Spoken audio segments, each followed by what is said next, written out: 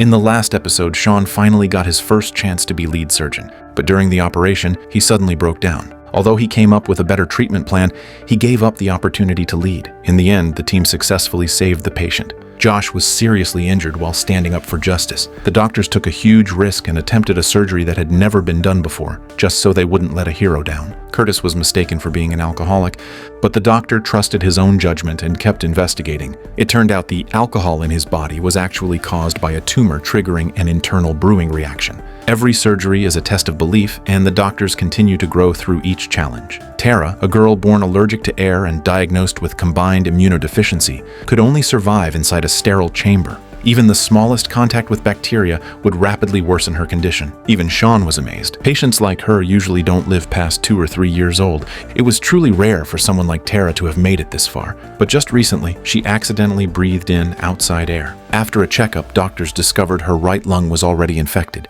Now, they had to perform surgery while she remained inside the sterile chamber. Neil was about to comfort her, following standard procedure. But Tara bluntly told them to skip the chatter and get to the point. Shaun immediately began explaining the surgery plan using medical terms. When he finished, Tara looked at him differently. The operation began quickly. They cut between her ribs and inserted an endoscope. But the image showed that the infected area had spread and now covered the diaphragm. With the infection spreading, doctors had to perform open chest surgery. But in the sealed chamber, they couldn't use fire to cauterize anything. Doing that would blow up the entire room. At this point, their only option was to move Tara out of the sterile chamber, and they had to act fast. They needed to get her back inside before a second infection occurred. Neil stayed calm and efficient. He completed the surgery in just 13 minutes.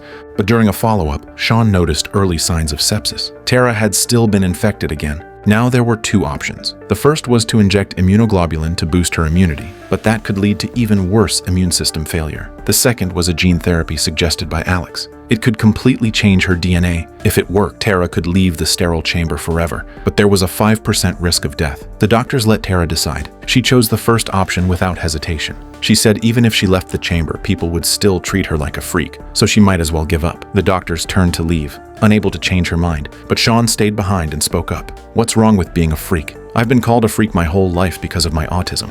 But now I have amazing co-workers, and I'm no longer single. My condition can't be cured, but I still try my best. Yours can be treated. So why give up?" Shaun's words broke through her defenses. Tara finally agreed to try the second plan. The surgery was a success, but with only a 40% success rate, she had to stay in the chamber for 3 more weeks.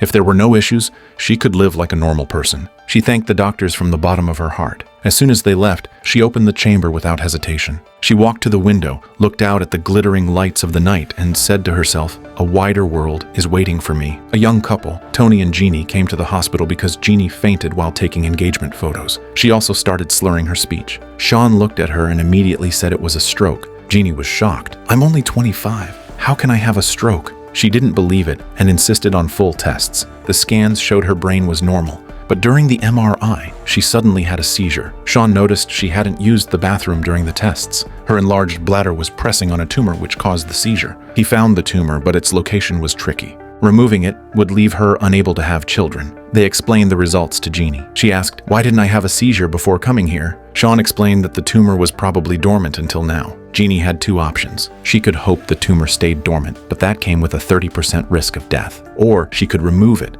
and lose the ability to have children. Jeanie decided to take the risk and hope the tumor wouldn't grow. She believed that would be best for their future. But Morgan said she just couldn't understand it. Surely life was more important than having children. She discussed it with Marcus, who said it was the patient's decision. The hospital couldn't interfere. Still, Morgan went to talk to the couple. She asked Tony, "Do you only see your wife as someone to give you children? Why don't you stop her from risking her life?" Jeanie also wanted to know what Tony really thought. After a brief pause, Tony said he supported her decision. In that moment, Jeanie started to feel uncertain. During another checkup, she asked Shaun what he thought since he's also a man.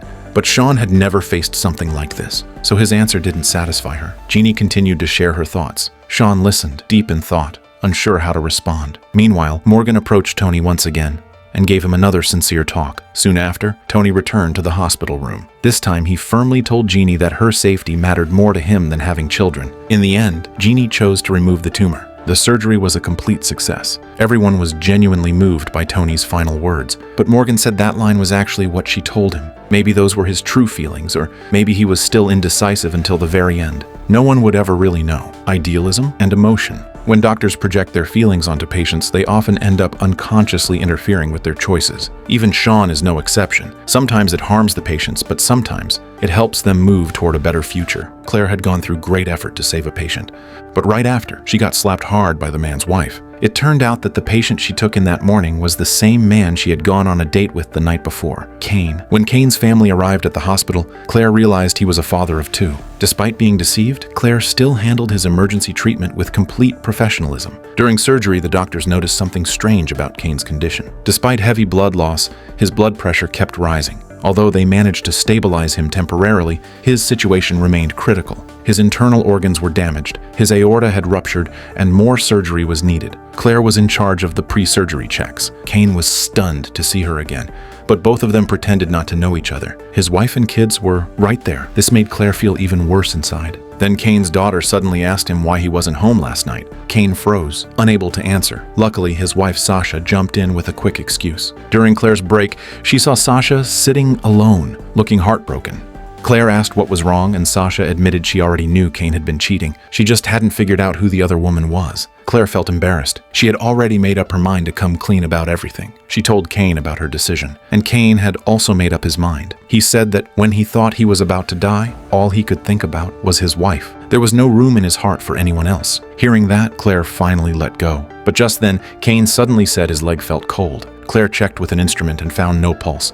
It turned out that a blood clot had formed in Cain's leg. Luckily, the doctors discovered it in time and removed it with surgery. Otherwise, he could have lost his leg. But when Neil praised her for saving him, Claire couldn't feel happy at all, because Cain said he was going to confess everything to his wife afterward. Claire sat alone, quietly waiting. Sure enough, Sasha came over. Under the pressure of everyone watching at the hospital, Claire rushed to the stairwell. She broke down in tears, feeling wronged because she was a victim too. Today, Shaun is on a date with his girlfriend Carly. Because of his autism, Shaun has trouble with physical touch. Even with Carly, he couldn't relax. As expected, he picked up his clothes and walked out of the bedroom. To help Shaun with this issue, Carly found a therapy called exposure treatment. The treatment involves having the couple lie on the bed together, starting with 15 seconds, then taking a break, gradually reducing the distance, and eventually helping Shaun overcome his fear. But after just 8 seconds, Shaun jumped out of bed. Carly finally lost her temper. She had spent endless hours trying to help Shaun, bought expensive bed sheets, and carefully tested the brightness of every light, only for Shaun to completely reject everything in just 8 seconds. As a result, Shaun was kicked out of the house. The next day, Alex asked Shaun, "How are things with Carly?" Alex quickly gave him some advice, saying that mutual understanding and compromise are the keys to lasting love. That night, Shaun knocked on Carly's door and apologized for how he had acted before, saying this time he was truly ready. 15 seconds passed, and though Shaun was still nervous, his hand slowly reached for Carly's, and as their hands clasped tightly together, Shaun finally opened up his heart to her. At the gym, Art lifted a weight that was far too heavy, and in the next second, there was a terrible crack. His lower back had snapped under the pressure. Fortunately, Neil was also at the gym, and he immediately rushed over to check on Art. Art cried out, "I can't feel anything below my waist." He was rushed to the hospital for a full examination, and the scans showed that his spine had fractured, with some broken bone fragments pressing into his spinal canal. The doctors offered 2 treatment plans, one aggressive and one more conservative. But to everyone's surprise, the club Art belonged to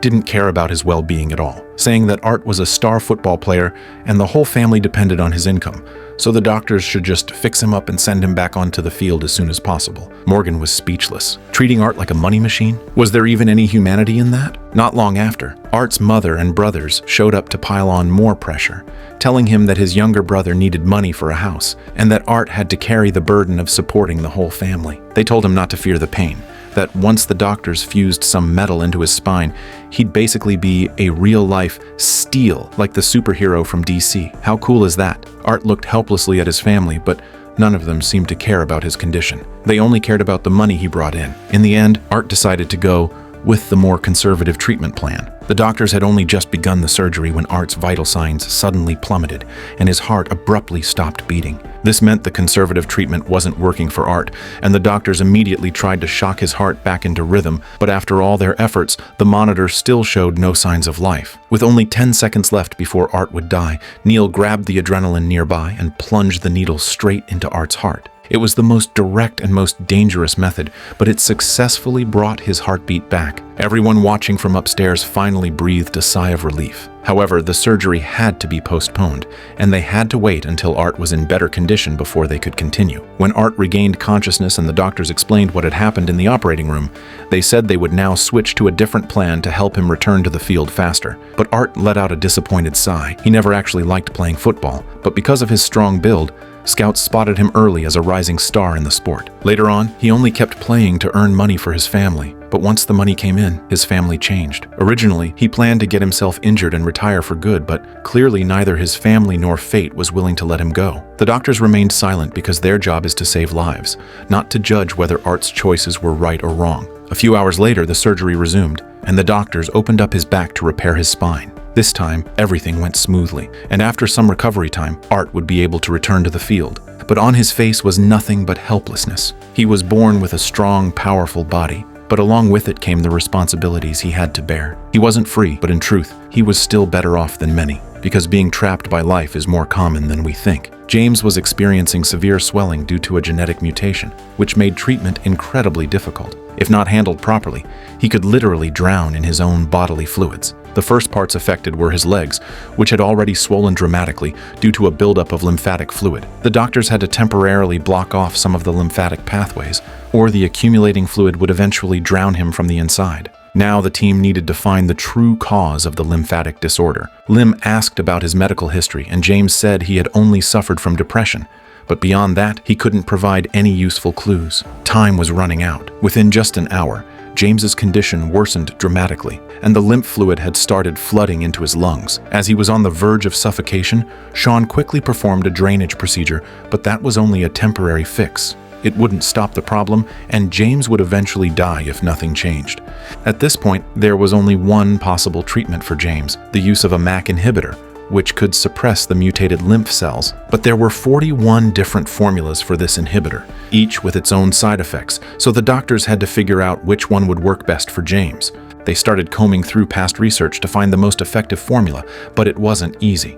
The first trial not only failed to reduce the swelling, but also caused internal bleeding. Just then, Shaun's girlfriend Carly brought new information to the team. They could use zebrafish for the experiments. These fish grow incredibly fast, reaching maturity in just a day, and 84% of human disease-related genes have direct counterparts in zebrafish. So Shaun began testing using zebrafish with the same genetic mutation as a virus model to identify which drug worked best for James. Tank after tank of fish were tested, and finally, they narrowed the 41 formulas down to 2 options. Meanwhile, James's condition took another turn. His heart rate spiked, and the nurse urgently called in Lim and Morgan. The lymphatic fluid had now reached his heart, and the doctors had to insert a tube into his chest to drain the fluid. James didn't have much time left. Shaun and Carly had to choose between the 2 remaining formulas, but for once, the 2 disagreed. In the end, Lim decided to go with tramatinib. As James took the medication, Carly was filled with anxiety. Luckily, Shaun soon came to tell her that James was safe, and in that moment, Carly finally relaxed, with tears streaming uncontrollably down her face. Though the difficult case had been resolved, Carly admitted that she no longer wanted to work in surgery with Shaun. After all, treating patients with Shaun always meant riding an emotional roller coaster, and not every doctor has the nerves to handle that.